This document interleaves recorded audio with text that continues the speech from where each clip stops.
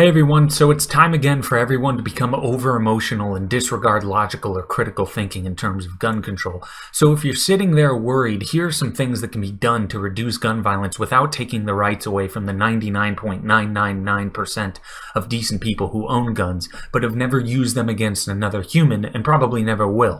Number one, end the war on drugs. If you do that, you will immediately see a huge drop in gun violence in the US. You would essentially be making a multi-billion-dollar industry no longer profitable to kill for.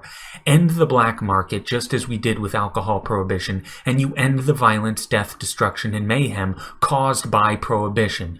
You would be creating a situation in which it's no longer the most ruthless and violent who control the market. You would be creating a situation where it's only legitimate, competitive businesses that get ahead in the industry.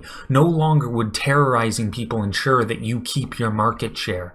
The second thing you can do is boycott companies that advertise on news media outlets that relentlessly vomit the pictures of murderers up on your screens. Put the screws to them.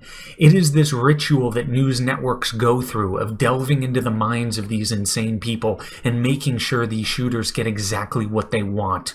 Notoriety, and to be the national antagonist of the month. These shooters want to give a middle finger to society, and the media just puts a magnifying glass on the middle finger so we all see it. If you don't think that encourages more of these would-be murderers, then you're living under an illusion. So those were two common sense things you can do, but why do people who cry out for gun control never do even the second one I suggested and stop buying products advertised on the irresponsible mainstream media?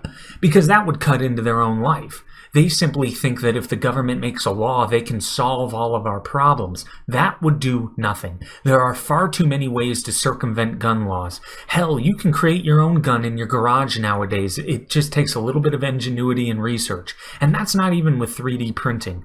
All of those laws would be to keep guns out of the hands of non-violent people, period. And how about we stop labeling these tragedies as mass shootings? All that term does is entice these psychos and instill fear and anxiety in the minds of everyone. A mass shooting has been defined as having 4 or more victims. Now, not to downplay the horrific nature of any innocent person being gunned down, but is that really a mass shooting? 4 people? If 4 people starve, do we call that mass starvation? If 4 people go crazy, do we call that mass hysteria? If you create 4 of something, is that mass production? If 4 people get sick, is that a mass infection? If a bomb can only kill 4 people, is that a weapon of mass destruction? This ridiculous definition is simply a way to skew language to fit the narrative of those who would have you believe that there is this epidemic of gun violence in the US.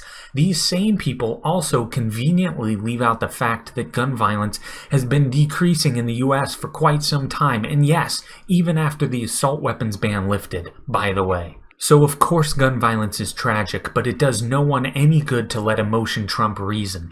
Take time to process these horrible events by all means, but you need to sober up before you're going to start coming up with solutions, just like I have, especially if your solutions involve stripping the rights away from innocent people who have done nothing wrong. There is nothing worse than someone who thinks they've supported something effective, so they feel as if they've done their part and don't need to do anything that could actually have an impact. And a little fact to keep in mind, the Second Amendment is to ensure we can protect ourselves from our government if it runs amok. As tragic as this Las Vegas shooting was, it is nothing compared to the murder, destruction, and mayhem that our government is certainly capable of committing. Thanks, and that's all.